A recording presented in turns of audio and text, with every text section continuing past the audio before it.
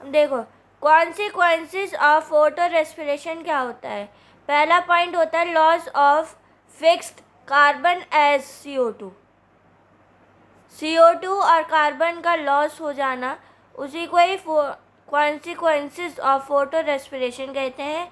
Second point, consumption of ATP and reducing power NADPH which are otherwise use for CO2। जो CO2 के use किया जा रहा हो उसको कॉन्सिक्वेंसेस ऑफ फोटो रेस्पिरेशन कहते हैं। मतलब ये कहना चाह रहा है कि ATP का रिड्यूसिंग पावर कम हो जाता है, ठीक है। रिड्यूसिंग पावर जो होता है ATP का वो कम हो जाता है, और NADPH का जो है अदरवाइज यूज फॉर CO2, और CO2 बनने में ये NADPH यूज़ किया जाता है। मतलब CO2 ATP का जो पावर है वो रिड्यूस हो जाता है, और NADPH जो होता है वो यूज़ किया जाता है CO2 को बनाने में, ठीक है।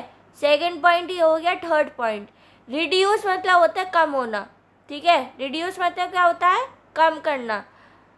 फोटोसिंथेटिक इफिशिएंसी, फोटोसिंथेटिक मतलब होता है फोटो मीन्स लाइट, सिंथेटिक मतलब फोटो के लाइट के प्रेजेंस में बनना, ठीक है, उसको फोटोसिंथेटिक कहते हैं। Efficiency leading to the decreased growth, growth का कम हो जाना, उसी को ही कहा जाता है कॉन्सिक्वेंसेस ऑफ फोटो रेस्पिरेशन, ठीक है। This point is clear. अब आगे चलते हैं।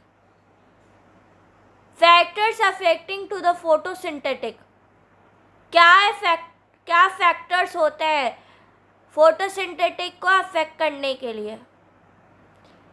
ब्लैकमैन्स law of limiting factors states that when the process in affecting by the multiple factors. ये अगले क्लास में समझाऊंगे कि फैक्टर्स अफेक्टिंग अ फोटोसिंथेटिक क्या होता है, ठीक है।